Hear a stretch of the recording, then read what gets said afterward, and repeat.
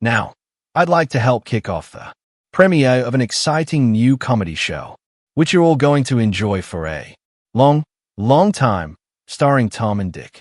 Smothers.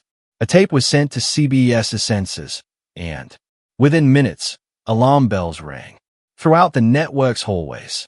What was expected to be a typical comedy routine was instead a sharp, bold, political message far beyond anything CBS had ever allowed. Just 6 days later, without warning, explanation, or a farewell, the Smothers Brothers Comedy Hour was suddenly cancelled. The episode never aired. But what happened that day would change American television forever. What exactly was on that tape that scared CBS so deeply? To understand, we must go back to the beginning. In the 1960s, American television was dominated by three major networks: NBC, ABC, and CBS. Each night, families gathered around their sets to watch programming that strictly followed accepted social and political norms. CBS, the gold standard of safe TV, offered shows like The Ed Sullivan Show, and Bonanza Star. But the country was changing. Protests against the Vietnam War and a broader questioning of authority were reshaping American culture. CBS needed to adapt to keep its younger viewers, especially to compete with NBC's Sunday night lineup. Enter the Smothers Brothers Comedy Hour a show starring Tom and Dick Smothers, two brothers whose act blended comedy with music. Tom was the goofy, impulsive one. Dick was the straight-laced musical foil. CBS thought they were harmless, family-friendly entertainment. The show premiered on February 5, 1967, and the first few episodes met CBS's expectations. Light jokes, songs, and simple skits. But Tom Smothers had a bigger vision. He didn't just want to entertain. He wanted to challenge. Under the veil of comedy, Tom began transforming the show into a platform for social commentary. He started booking guests like Pete Seeger, Joan Baez, Jefferson Airplane, and the WH artists who openly discussed war, civil rights, and freedom. The writers' room filled with sharp young talent like Steve Martin, who tapped into the voice of a younger generation. Comedy skits evolved from silly to smart with biting commentary on politics and society. Though the format looked the same, the show's substance shifted dramatically. Young audiences responded immediately. College students quoted lines from the show and discussed the messages behind the jokes. For many, it was the only program on television that reflected their concerns. But not everyone was pleased. Southern TV stations and conservative viewers sent furious letters accusing the show of corrupting public morals. CBS found itself in a dilemma. Ratings were strong among young viewers, but the network was losing control of its content. Tom Smothers refused to back down. He wouldn't cut jokes or disinvite controversial guests. As the show pushed further, CBS demanded that every episode be submitted 10 days in advance for review. Tom regularly ignored this rule, delivering episodes at the last minute to prevent censorship. Behind the scenes, tensions grew between Tom and CBS executives. Dick, stuck in the middle, tried to keep the peace while Tom pushed against the network's limits. By the second season, the comedy had grown even bolder. Musical guests sang openly about drugs, war, and resistance. The Who destroyed sound equipment with their performances. Joan Baez dedicated a song to her jailed husband, imprisoned for draft refusal. Comedian Pat Pawson ran a fake presidential campaign, mocking real politicians by making absurd promises, like increasing potholes to test publications, satire that felt uncomfortably close to the truth. The show's most controversial voice was David Steinberg, who delivered mock sermons that blended religion with politics. In one sketch, he rewrote Bible stories to reflect the anti-war movement, comparing Moses to conscientious objectors, religious. Viewers were outraged. In October 1968, some CBS affiliates refused to air Steinberg's sketch. The network received over 300 angry calls and letters in a single week. Meanwhile, college campuses traded bootleg tapes of Steinberg's banned sermons. For many young Americans, the Smothers Brothers Comedy Hour became a lifeline, a rare TV show that represented the world they were living in. CBS, increasingly alarmed, tightened the rules. Every script, joke, and guest had to be approved. Still, Tom continued to push. By early 1969, the network had had enough. Local affiliates threatened to pull the show. Advertisers were getting nervous. When Tom invited Steinberg back for another sermon, CBS knew the line was about to be crossed. In April 1969, Tom submitted an episode featuring Steinberg performing a new sermon, this one even more direct. On a stage designed like a synagogue, Steinberg reimagined Moses as a modern anti-war activist. He said Moses wasn't just obeying God, he was defying an unjust ruler, just like young people refusing to fight in Vietnam. Then, looking directly at the camera, he declared, "Sorry, Mr. President, but take your army and go. I will not help you anymore." The audience erupted in applause. CBS executives, however, were horrified. To them, this was a direct attack on President Nixon. The sketch ended with a folk group singing "No More Promised Lands," urging viewers to reject hollow political promises and think for themselves. As Steinberg threw his prayer shawl into the crowd and shouted, "Peace, not war," CBS censors shut it down.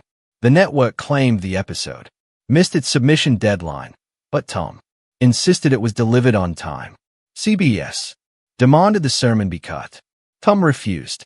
On April 4, 1969, CBS abruptly canceled the Smothers Brothers Comedy Hour star. No press release, no final episode, just silence. The following Sunday, the show's time slot was given to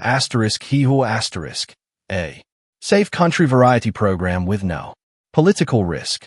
The banned episode never aired in the US, but it was shown in Canada.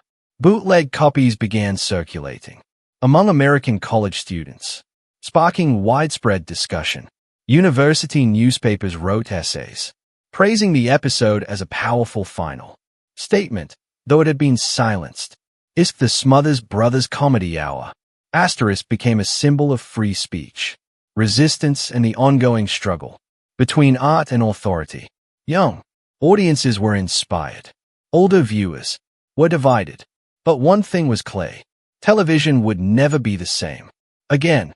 Viewers saw the sudden cancellation of the Smothers Brothers Comedy Hour as proof that CBS cared more about protecting politics than upholding free speech. Small protests broke out at CBS offices in several cities, though many conservatives defended the network's actions as necessary to protect public morals. For Tom and Dick Smothers, however, the cancellation was devastating. Television opportunities vanished overnight. Tom was labeled too dangerous to hire, and even Dick, though more cautious, was blacklisted by association. But the brothers didn't give up. They sued CBS for breach of contract, arguing that the cancellation was a pretext to silence their political views. After a 4-year legal battle, the court ruled in their favor in 1973 and ordered CBS to pay over back $770. Still, the damage had been done. Their television careers were essentially over. The strain of the ordeal also took a toll on their relationship.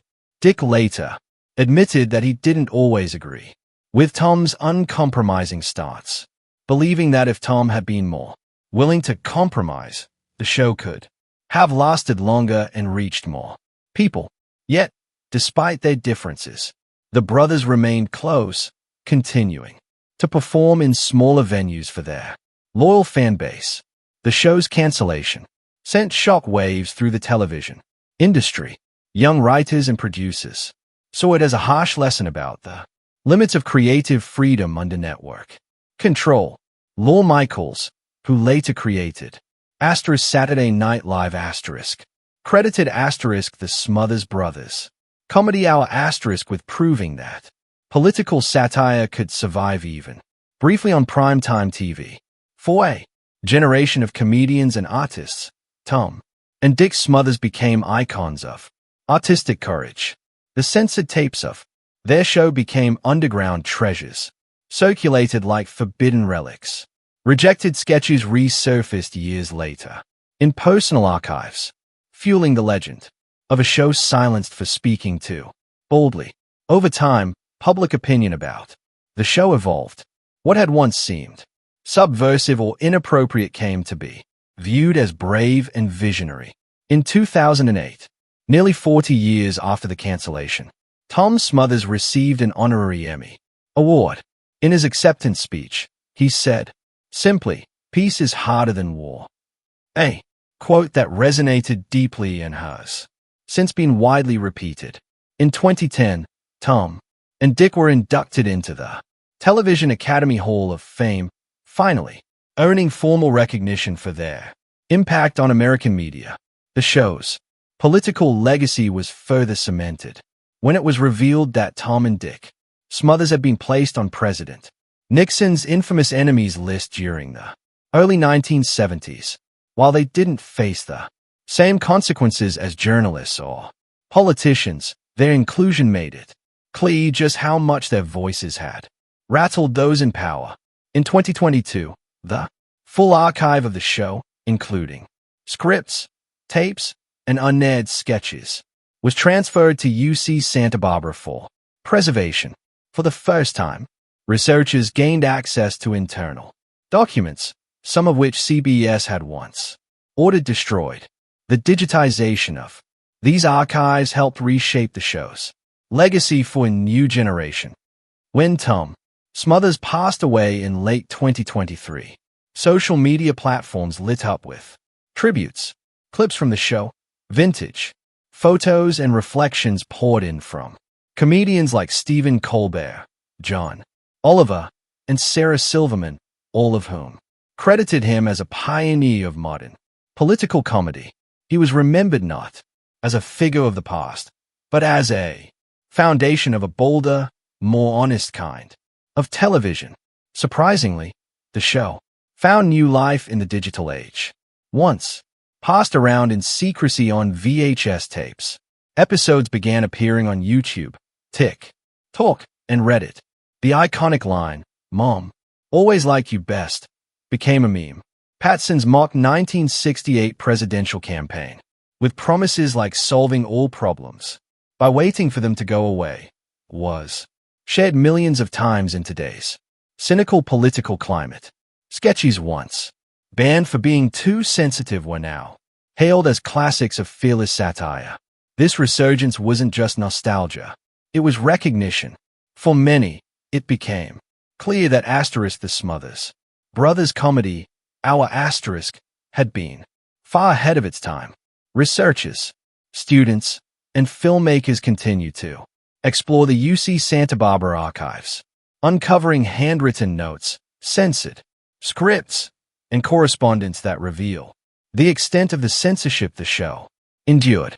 Modern comedy hosts like John Oliver, Trevor Noah, and Hassan Minhaj openly acknowledged the Smothers Brothers as influences, not because of their format, but because they showed that comedy could be a vehicle for truth, not just escape. Media scholars now cite the show as a critical milestone in the evolution of television, especially in discussions about free speech and creative integrity. Though it's no longer on the air, the show's spirit lives on through its memorable quotes, its unapologetic commitment to truth-telling, and the impact it had on generations of Creators. At a 2023 memorial screening, during the New York Television Festival, the once forbidden Steinberg sermon was shown in full to a live audience, many of them young people seeing it for the first time. Far from seeming outdated, the content felt piercing and immediate, its humor sharp, its critique still relevant. The crowd applauded not just the performance but the courage behind it. Today, the Smothers Brothers Comedy Hour is remembered not only as a great comedy show, but as a bold act of resistance, a symbol that comedy at its best can shape power, challenge injustice, and dare to tell the truth when silence is easier. Yeah,